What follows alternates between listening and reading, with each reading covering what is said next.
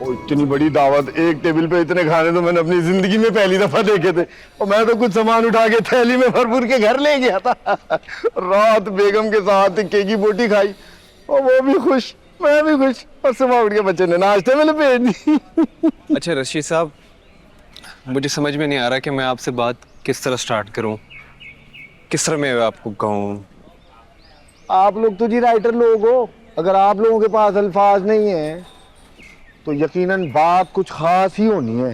रौनक भाई, अगर आपको समझ नहीं ना आ रही होती, नहीं मेरा मतलब है कि जब आप शशोपंज में पड़ जाते हैं तो आपके अल्फाज ना गुम हो जाते हैं। आपने ना सबसे पहले टेंशन नहीं लेनी, खुल के बोले जी, क्या कहा सिजावल साहब ने? ठीक है, उन्होंने जो अल्फाज कहे मैं मनोवन आपके सामने वही अल्फाज बोल देता हूँ। सुन रहे जी रशीद, बोलिए। कह रहे थे कि आप लोग सिर्फ ड्रामा कर रहे हैं, मेरा मतलब है कि सिर्फ परफॉर्म कर रहे हैं या लोगों को एंटरटेन भी कर रहे हैं? मतलब मैंने भी यही कहा, क्या मतलब हुआ इस बात का? तो कहने लगे आप तो बिल्कुल सीधे आदमी हैं, आप तो भोले बन रहे हैं। गुजर खान में इस तरह की अकेडमी है जो फन के नाम पर फंड डाल रही हैं। और ऐसा नहीं कि उन्होंने पैसा अपने किसी ब्रांड को एंडोर्स करने के लिए दिया है, फन की खिदमत करने के लिए दिया है। समझ गया जी, रशीद ना सारा किस्सा समझ गया। आप लोग भी बोले बादशाह हो, एक लम्हे में आप लोगों ने हीरो को विलन बना दिया है? आपको इसमें विलनिश वाली कोई बात नजर नहीं आ रही? नहीं जी, बिल्कुल भी नहीं। ये सब ना ज्यादा टॉक शो देखने का नतीजा है। गुज्जर खान से आया है वो, कोई वर्ल्ड बैंक से नहीं आया जो अपनी शराइत मनवाएगा। सीधे साधे आदमी को उठा के आपने ग्रे लिस्ट में डाल दिया। और रौनक भाई, इदारा आपका है ना, आपका है तो मंशूर भी आपका ही चलेगा। उस बेचारे को इतनी तो इजाजत मिलनी चाहिए कि वो तसल्ली कर ले कि उसका पैसा ठीक हाथों में है कि नहीं। हाँ, अगर फिर भी आपको शक है और रशीद पे भरोसा नहीं है तो लाओ जी, वापस दे दो चेक, मैं उसको वापस कर दूंगा।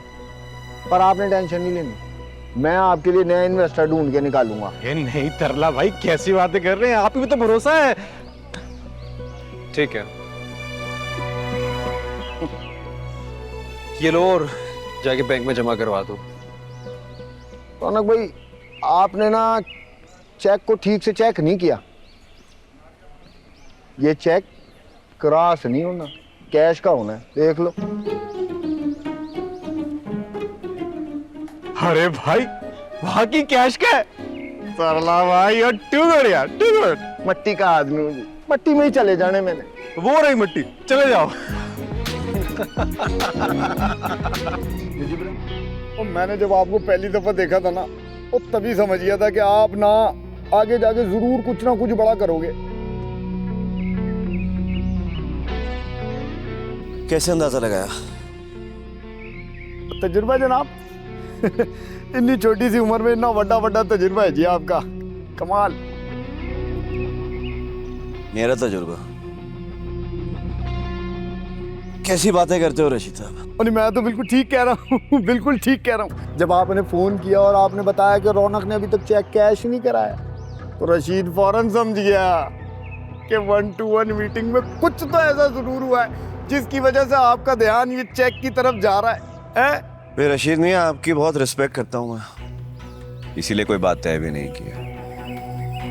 आपने कहा कि जी इन्वेस्ट कर दो, फनकार लोग हैं, कुछ अलग सा करना चाहते हैं। अब बताएं, हमने आपसे पूछा है कि वो क्या अलग करना चाहते हैं जो हमारे फनकार हैं। और बिल्कुल सच्ची बात है, वो सुलाने सच्ची बात है। आपने एक लफ्ज नहीं कहा, एक बात नहीं पूछी आपने। अगर जब रौनक ने मुझे बताया वो गुज्जर खान में ऐसी बड़ी सारी एकेडमियां हैं जो फन के नाम पे फन डाल रही हैं, तो आपकी कसम जी मुझे यकीन हो गया कि आप ना मेरी बड़ी रिस्पेक्ट करते हैं। जो सवाल आपको मुझसे करने चाहिए थे आप उनसे डायरेक्ट पूछ रहे हैं। बैठो रशीद।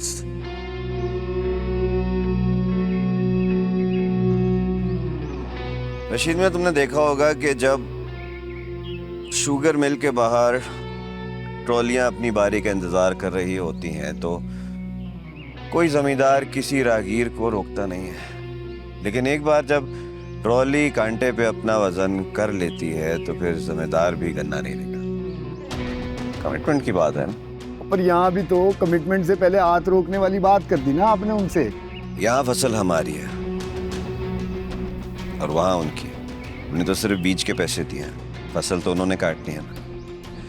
पर बीज देने वाले को पता होना चाहिए कि बीज किस फसल को दे रहे हैं। नहीं जनाब, मैं समझा नहीं जी आपकी बात को। सीधी बात है रशीद साहब, लगानी गंदम हो तो बीज मंजी का थोड़ी देते हैं। और समझ गया जी रशीद, वो बिल्कुल समझ गया। भाई किसी को बोलो कि कुछ खाने पीने को लाए, दोस्त आए हैं। और ना जी ना कैसी बातें कर रहे हैं जी। और दोस्तों को कोई तनख्वाह पे थोड़ी ना रखता है? और आप ना एक काम कीजिए, मुझे अपना अकाउंट नंबर सेंड कर दीजिए। किस लिए? आजाद पंछी है जी रशीद, मुलाजमत को ना कैद समझता है। नहीं, कैद नहीं काटी जानी जी रशीद से।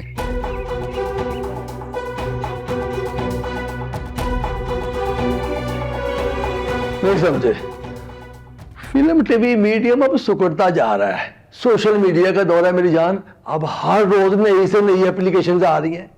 आपकी व्यूअरशिप जो है ना, वो ग्लोबल लेवल पर चली गई है मेरी जान। बड़ी जल्दबाजी में हैं आप लोग।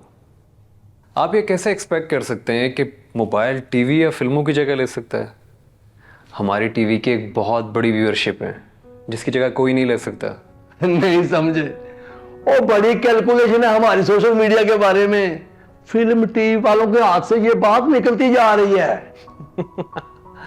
कैसे निकलती जा रही है जनाब? सोशल मीडिया के उरूज में भी हमारी फिल्मों और ड्रामों ने बहुत बड़ी व्यूअरशिप हासिल की है। वैसे ये डिबेट तो चलती रहेगी।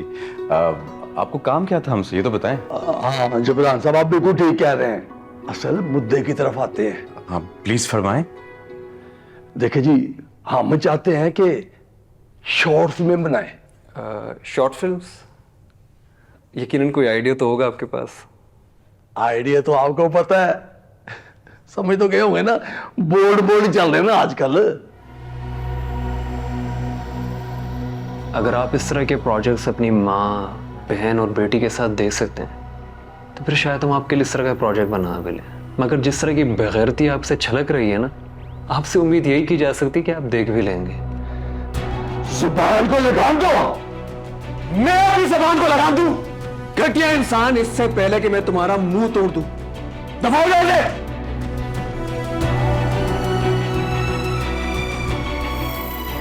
नहीं समझोगे। इस तरह के घटिया लोग हर चैनल में घुस गए, जिनकी वजह से हमें फजूल कंटेंट देखना पड़ता है। ये सब के सब लगड़ बगे। रौनक यार सुन तो सही।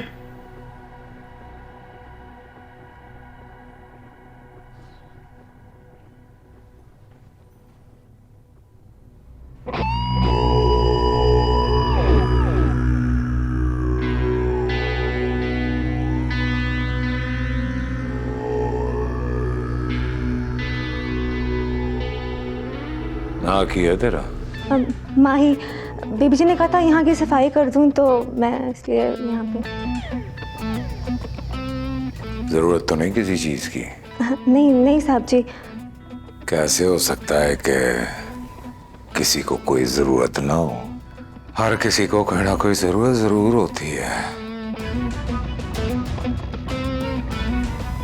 अले, पैसे रख ले। साहब जी, मैं इनका क्या करूंगी? और रख ले, मैं कह रहा हूं ना, रख ले। चल।